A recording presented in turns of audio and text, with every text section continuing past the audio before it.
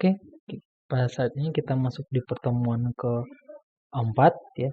Sebenarnya pada pertemuan keempat ini kita akan melakukan presentasi tugas satu yaitu tugas kelompok. Tapi karena ada beberapa kendala maka diganti untuk agendanya. Yang menggantikan pertemuan minggu keempat yaitu materi tentang komponen infrastruktur teknologi informasi dan perencanaan penerapan infrastruktur teknologi informasi. Jadi pertama kita akan belajar, kemudian mencari tahu apa saja sih komponen-komponen pada infrastruktur teknologi informasi. Setelah kita mengetahui komponen-komponennya, kita akan melakukan studi kasus ya, yaitu melakukan perencanaan, yaitu menerapkan infrastruktur teknologi informasi, atau bagaimana cara atau apa saja yang akan kita terapkan pada satu lembaga atau satu organisasi. Oke, lebih jelasnya kita lanjut ke slide berikut. Nah, pertama kita akan membahas tentang komponen infrastruktur teknologi informasi. Jadi yang pertama di sini kita akan bahas tentang uh, platform perangkat keras atau hardware. Jadi untuk infrastruktur teknologi informasi ini terdiri dari 7 komponen utama dan yang akan kita bahas untuk poin pertama ini ya dari ketujuh komponen ini yaitu yang pertama perangkat keras atau hardware. Nah, hardware ini terdiri dari beberapa jenis ya. Yang pertama ada di sini perangkat untuk input. Contohnya di sini ada keyboard ya. Keyboard ya atau papan kepengetikan yang ada di komputer dan juga di laptop, bahkan ada di smartphone atau di HP ya ada keyboard ya.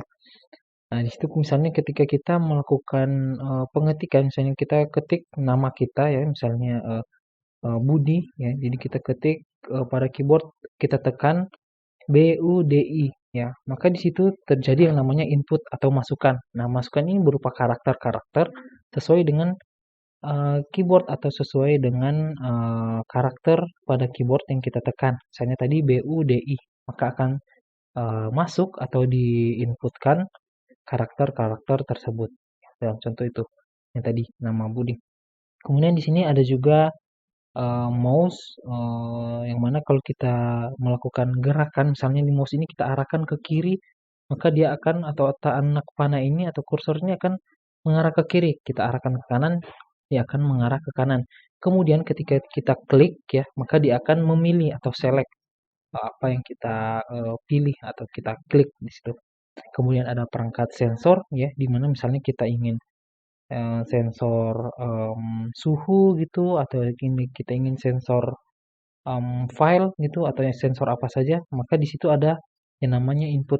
Pada kasus sensor ini dia melakukan sensor atau membaca apa sih yang dia lihat, apa sih yang dia sensor. Nah, ketika dia mengetahui maka di situ terjadi masukan atau input data apa yang dia baca, data apa yang disensor. Kira-kira gitu. Kemudian ada perangkat output. Nah, perangkat output ini misalnya ada printer, monitor, kemudian ada speaker ya. Intinya dia mengeluarkan sesuatu yang telah di-input atau telah selesai diproses ya. Jadi sebelum dia keluarkan, diproses dulu. Jadi misalnya pada keyboard ketika kita mengetik tadi nama.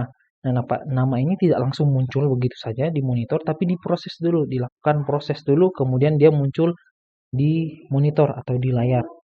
Gitu. Misalnya kita ketik BUDI, maka dia diproses dulu, kemudian dia tampilkan pada layar monitor seperti itu. Nah, begitupun ketika kita ingin mencetak atau print ya, pasti ada kita yang kita masukkan dulu, kemudian diproses, lalu dia cetak atau dia keluarkan ya dalam bentuk fisik ya file digital ini. Kemudian ada perangkat penyimpanan. Perangkat penyimpanan ini bisa berupa yang perangkat kerasnya bisa berupa disk, flash disk gitu, hard disk juga ada. Nah, itu beberapa perangkat penyimpanan. Kemudian ada perangkat seperti touchscreen. Di sini touchscreen ini dia bisa melakukan proses dengan sangat cepat ya. Misalnya dia bisa melakukan input, proses kemudian output dengan sangat cepat. Sebagai contoh misalnya kita melakukan pengetikan atau mengetik pada keyboard yang tersedia di touchscreen atau di smartphone kita. Nah, ketika kita klik ya, kita melakukan masukan, maka diproses dengan cepat langsung muncul gitu apa yang akan ditampilkan. Misalnya kita ketik nama pada keyboard yang ada pada smartphone, maka dengan cepat dia akan melakukan proses, kemudian dia menampilkan atau melakukan output pada monitor itu juga. Ya, jadi di mana kita menggunakan satu perangkat, ya, yaitu screen ya, atau touch screen-nya.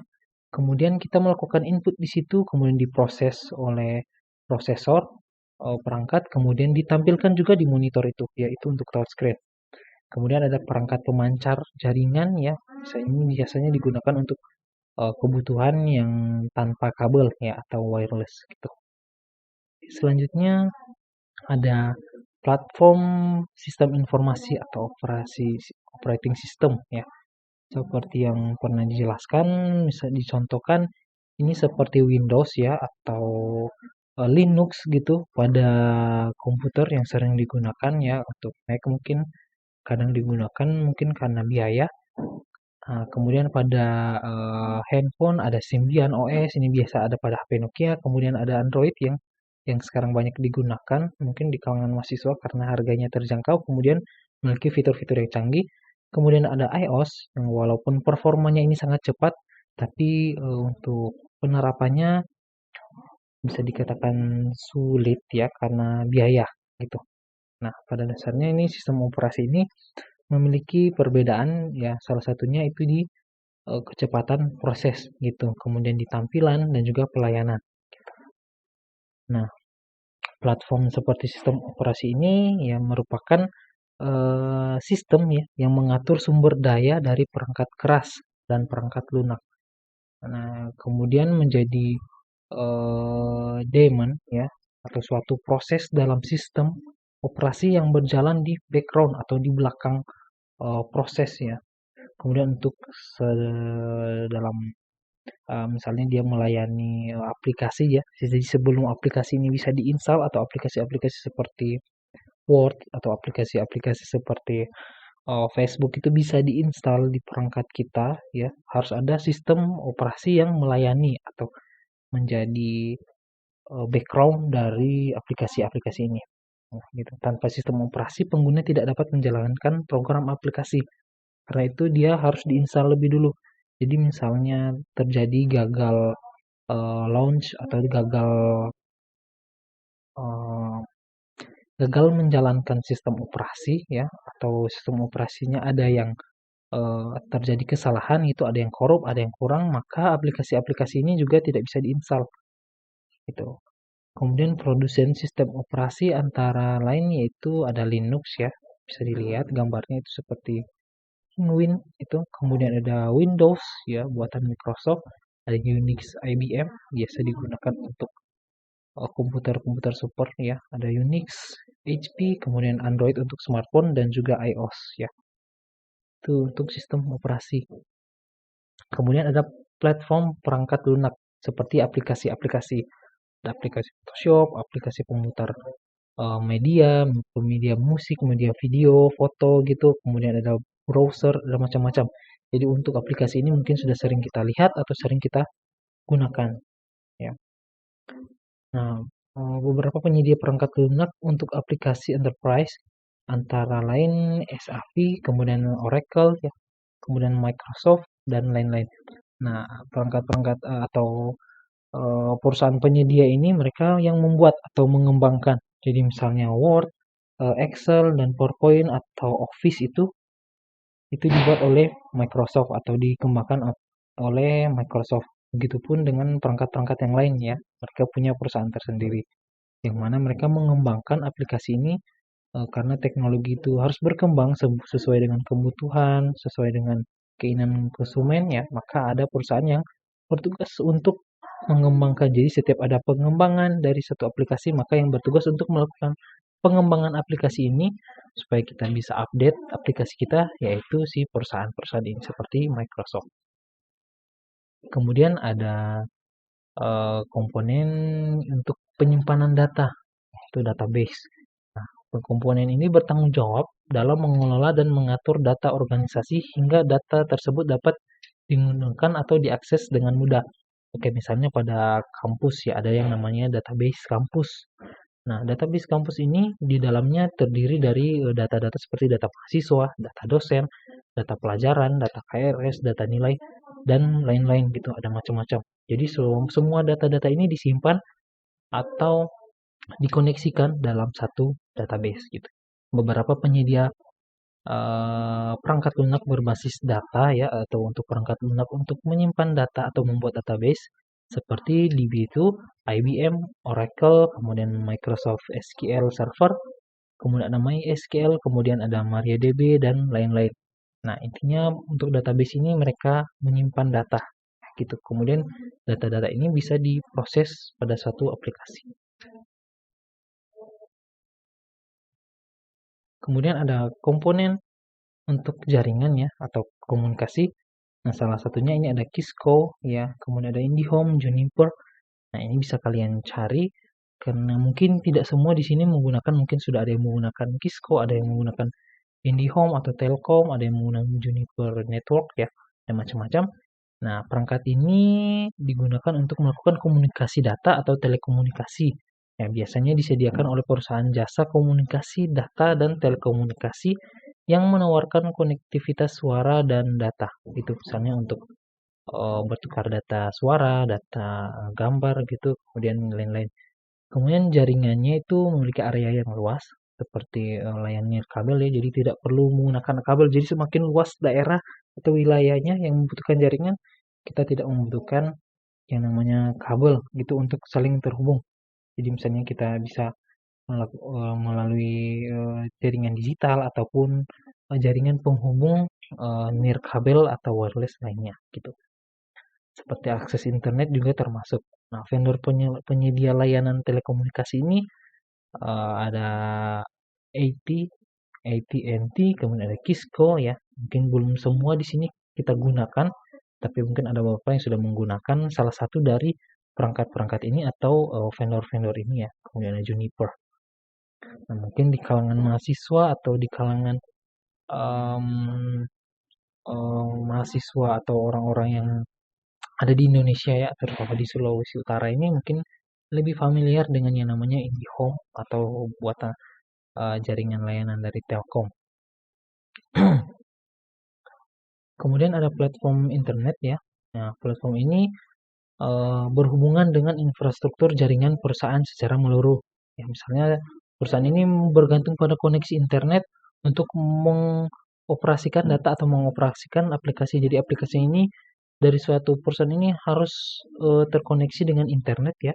Jadi device-device mereka, komputer mereka, laptop mereka, atau HP mereka, supaya bisa mengakses aplikasi ini harus terkoneksi dulu dengan internet. Seperti misalnya kalau di kampus, ada yang namanya OLSTIMIC, portal akademik. Nah, OLSTIMIC sama portal akademik ini tidak bisa dibuka atau tidak bisa diakses kalau kita tidak terkoneksi dengan internet. Jadi mulai dari aplikasinya, datanya, semua yang ada di dalam aplikasi ini tidak bisa diakses karena membutuhkan yang namanya jaringan atau koneksi internet. Nah, perangkat-perangkat ini ya merupakan perangkat lunak dan layanan yang mendukung website milik perusahaan. Jadi misalnya website itu disimpan pada satu layanan yang namanya hosting ya atau web hosting, di mana web hosting ini menyimpan data-data web kita ya, data-data web kita supaya bisa di-online-kan atau bisa dipublikasikan. Jadi suatu data web itu atau website itu walaupun kita sudah buat, kita sudah rancang ya, kita buat dalam bentuk kode program, file-filenya, tapi ketika kita tidak menyimpannya di hosting atau tidak kita online kan, maka dia tidak bisa berjalan atau tidak bisa diakses oleh orang-orang lain gitu atau publik, tidak bisa diakses oleh publik. Kemudian ada routers, kemudian ada kabel, kemudian ada peralatan wireless. Kemudian ada layanan dan konsultasi integrasi sistem. Ya, misalnya sistem informasi akademik, sistem informasi aset, sistem informasi layanan masyarakat, sistem informasi desa. Ya, ada banyak sistem atau layanan konsultasi ya yang terintegrasi dengan sistem. Di mana sistem operasi ini menyimpan data-data yang dibutuhkan, misalnya di desa itu ada data-data masyarakat, data penduduk, data bantuan, data berita desa gitu macam-macam yang berhubungan dengan atau yang sesuai dengan kebutuhan desa atau penyedia atau pemilik aplikasi tersebut. Nah, perusahaan konsultan dapat menyediakan layanan atau menyediakan aplikasi untuk mengelola infrastruktur teknologi informasi perusahaan tersebut. Misalnya kampus boleh, organisasi, kemudian ada seperti desa ya, lembaga-lembaga atau pemerintahan gitu, yang lebih fokus terhadap jenis bisnis utamanya atau fokus dari tujuan dari lembaga itu. Ya, misalnya kalau desa ya untuk informasi-informasi yang berhubungan dengan desa, kalau di akademik atau di kampus ya yang berhubungan dengan kampus seperti data mahasiswa, data mata kuliah, dosen, dan nilai, dan lain-lain. Kemudian diintegrasikan dengan perangkat lunak yang memastikan infrastruktur baru dapat bekerja dengan sistem lama. Kemudian mengganti sistem ini hanya tidak diperlukan karena sistem yang lebih tua dapat diintegrasikan dengan infrastruktur baru. Gitu. Jadi misalnya kita membutuhkan satu aplikasi atau layanan yang mana di sini dia menyediakan layanan seperti informasi penduduk, informasi bantuan sosial atau bansos, informasi pariwisata boleh untuk sistem informasi pariwisata. Jadi dilayani oleh sistem ya. Jadi sudah bukan dilayani oleh manusia. Jadi misalnya kita ingin mengakses suatu informasi bantuan, suatu informasi pariwisata ya kita hanya dilayani oleh sistem. Yang mana sistem ini walaupun diinput oleh adminnya, tapi secara langsung atau secara bersamaan bisa diakses oleh beberapa pengguna atau beberapa orang secara bersamaan dalam satu waktu gitu. Selama jadi kita hanya membutuhkan satu aplikasi untuk misalnya ada 100 pengguna, hanya butuh satu aplikasi di mana misalnya 100 pengguna ini ingin melihat informasi bantuan sosial siapa saja yang mendapatkan bantuan di satu desa. Maka mereka dilayani oleh sistem informasi desa. Oke, untuk studi kasusnya di sini misalnya dalam satu organisasi kampus ya berencana untuk menerapkan penggunaan teknologi informasi guna meningkatkan layanan ataupun kinerja organisasi dari ketua hingga seluruh anggota gitu. Nah, kemudian penerapan sistem informasi pada organisasi internal kampus ya. Jadi organisasi yang akan kita jadikan studi kasus kali ini yaitu organisasi internal kampus. Misalnya untuk pengolahan data, penyebaran informasi, jadi misalnya mereka ingin mengolah data anggota, data keuangan mereka, data-data atau informasi lain, kemudian data ini dikelola kemudian menjadi satu informasi yang bisa disebarkan. Misalnya berita, kemudian informasi jadwal, agenda, dan lain-lain pada satu sistem. Dan pengukuran kinerja ataupun perancangan program kerja. Jadi misalnya mereka ingin mengukur kinerja dari anggotanya, misalnya anggota divisi IT, divisi informasi, divisi kerohanian atau keagamaan ini memiliki pengukuran atau kinerjanya masing-masing. Jadi kalau misalnya divisi IT, kinerja meningkat apabila aplikasi ini bisa dikembangkan. Divisi kerohanian apabila giat di kegiatan sosial yang berhubungan dengan kerohanian. Divisi olahraga meningkat apabila mereka memiliki banyak agenda atau jadwal olahraga ya, sport gitu bisa juga yang bagus atau memiliki manfaat yang bagus gitu. Jadi memiliki ukuran kinerja masing-masing dalam satu organisasi. Kemudian perencanaan program kerja, misalnya mereka ilmu organisasi internal kampus ini ya, misalnya BEM, Badan Eksekutif Mahasiswa, memiliki program kerja. Maka program kerja ini bisa disimpan atau diolah di sistem informasi internal kampus ini. Kemudian bisa disosialisasikan ke anggota-anggota, kemudian bisa dilaksanakan bersama-sama. Gitu. Maka perlu diketahui apa saja komponen infrastruktur TI yang dibutuhkan oleh organisasi tersebut. Ya, misalnya tadi BEM. Kemudian maka perlu diketahui apa saja komponen infrastruktur TI yang dibutuhkan oleh organisasi tersebut.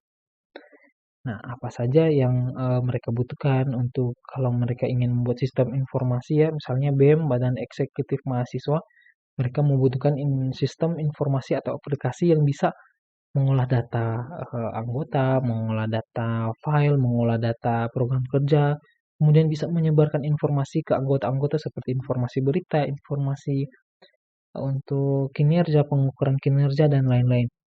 Nah, maka kita harus mengetahui apa saja infrastruktur atau komponen-komponen yang harus disediakan. Oke, untuk studi kasus ini kita ambil organisasi internal kampus yaitu Badan Eksekutif Mahasiswa. Yang pertama, pada platform piranti perangkat kerasnya. Ya, misalnya organisasi BEM ini membutuhkan yang namanya personal komputer atau komputer gitu. Kemudian mereka ada beberapa kegiatan, ada beberapa aktivitas yang mana mereka membutuhkan laptop. Ya, kalau bedanya komputer sama laptop, laptop itu lebih simple ya, bisa dibawa ke sana kemari ya karena memiliki cadangan listrik ya, baterai gitu. Sedangkan kalau untuk komputer ya harus digunakan alat atau digunakan komponen lain, yaitu kabel sama colokan gitu. Sedangkan laptop misalnya mereka ingin keluar atau melakukan kunjungan kerja atau studi banding, ya mereka menggunakan laptop gitu. Kemudian smartphone mungkin untuk anggota-anggota ya. Jadi selain bisa dioperasikan oleh admin lewat komputer dan laptop ya, informasi ini juga bisa diakses dengan cepat menggunakan smartphone oleh anggota-anggota lain, mungkin seperti berita, kemudian jadwal, kemudian informasi lain. Kemudian sistem operasi, misalnya di organisasi ini mereka sudah punya komputer dan laptop, nah, maka mereka harus menentukan juga kira-kira sistem operasi apa yang akan mereka gunakan. Nah, di sini mereka akan gunakan untuk komputer dan laptop yang akan mereka gunakan yaitu Windows ya, Windows untuk sistem operasinya. Kemudian untuk yang menggunakan anggota yang menggunakan smartphone atau handphone ya, mereka menggunakan sistem operasi yaitu Android ataupun iOS gitu. Jadi aplikasi ini harus bisa dibuka di Windows, bisa dibuka di Android, dan juga bisa dibuka di iOS. Kemudian untuk peranti perangkat lunak, misalnya mereka membutuhkan Microsoft Office ya, misalnya mereka butuh untuk pengetikan surat gitu. Ya, kemudian mereka membutuhkan untuk presentasi, mereka membutuhkan untuk perhitungan gaji mungkin atau perhitungan-perhitungan lain menggunakan aplikasi Microsoft Office ya untuk aplikasi tambahan mereka. Karena misalnya aplikasi Microsoft Office ini ya kan itu harus berbayar tuh, harus dibeli sebenarnya. Maka mereka perlu merencanakan penganggaran atau merencanakan pengeluaran berapa yang harus dikeluarkan untuk menyediakan atau untuk mendapatkan aplikasi Microsoft Office. Misalnya di organisasi ini mereka tidak butuh aplikasi untuk edit foto, aplikasi untuk edit video ya, maka mereka tidak perlu mencantumkan atau menyediakan atau menganggarkan atau membeli aplikasi-aplikasi seperti aplikasi edit foto atau edit video. Jadi mereka hanya perlu Microsoft Office gitu untuk penunjang kinerja mereka yang lain-lain gitu. Kemudian untuk penyimpanan data, mereka misalnya menyediakan atau membutuhkan MySQL ya untuk sistem operasi atau aplikasi mereka, kemudian Microsoft Access untuk data-data yang lain di luar aplikasi yang tadi. Gitu intinya perangkat ataupun platform yang bisa melakukan penyimpanan data atau database. Kemudian untuk jaringan, misalnya mereka menggunakan jaringan IndiHome gitu ya, misalnya di sini mereka menggunakan IndiHome atau mungkin ada perangkat lainnya, tapi untuk contoh kali ini kita ambil IndiHome saja. Kemudian untuk internet ya, seperti tadi, hosting diperlukan untuk website karena mungkin aplikasi mereka ini harus disediakan dalam bentuk website ya, berarti harus ada hosting. Kemudian Google Drive bisa untuk backup data mereka ya ataupun untuk kegiatan-kegiatan lain. Artinya mereka butuh untuk pada bagian atau pada poin platform internet, mereka butuh yang namanya hosting sama Google Drive. Nah, kemudian untuk layanan konsultasi integrasi sistem, mereka membutuhkan sistem informasi organisasi internal kampus. Nah, atau mereka namakan si ORIC ya. Biasanya kalau sistem informasi ini dinamakan unik-unik ya. Misalnya sistem informasi pariwisata dinamakan SIGPAR atau Sistem Informasi Geografi Pariwisata, SIGPAR. Kemudian ada kalau sistem informasi akademik dinamakan SIAKAD ya, Sistem Informasi Akademik. Kemudian ada sistem informasi desa ya dinamakan SID ya. Jadi macam-macam. Kalau untuk sistem informasi organisasi internal kampus mereka namakan si ORIC. Ya, tapi ini bukan sesuatu yang harus ya atau wajib dinamakan. Kalau misalnya sistem organisasi internal mereka ini ya, bukan namanya bukan si ORIC ya enggak apa-apa gitu. Tidak apa-apa. Jadi ini hanya sekedar untuk membuat sistem ini jadi lebih menarik gitu, dengan misalnya mengganti namanya menjadi satu sistem yang menarik. Nah, ini untuk studi kasus kita. Oke, sampai di situ untuk materi kita pada materi keempat ini ya, atau minggu keempat pada mata kuliah dasar informasi, dasar infrastruktur teknologi informasi. Sebenarnya di sini akan ada tugas, tapi tidak apa, kita skip dulu untuk tugas kedua karena tugas pertama ini ya karena ada beberapa kendala maka harus kita tunda. Jadi untuk tugas pertama akan dilaksanakan di minggu kelima untuk presentasi kelompoknya, dan sisanya mungkin di minggu keenam. Gitu. Sedangkan untuk tugas di sini mungkin akan direncanakan untuk minggu yang lain gitu. Oke, terima kasih untuk video pembelajaran atau penjelasan kali ini sebagai pengganti pertemuan ya. Karena memang ada beberapa kendala yang mana mahasiswa ini tidak bisa atau uh, tidak bisa membuka HP atau tidak bisa mengakses internet gitu karena kendala listrik ya, pemadaman. Oke, terima kasih untuk telah menyaksikan atau memperhatikan mungkin materi ini sampai dengan selesai dari awal sampai selesai. Untuk pembahasan lebih lanjut akan kita bahas di pertemuan offline. Terima kasih, selamat malam ya karena ini dibuat malam. Oke, selamat malam.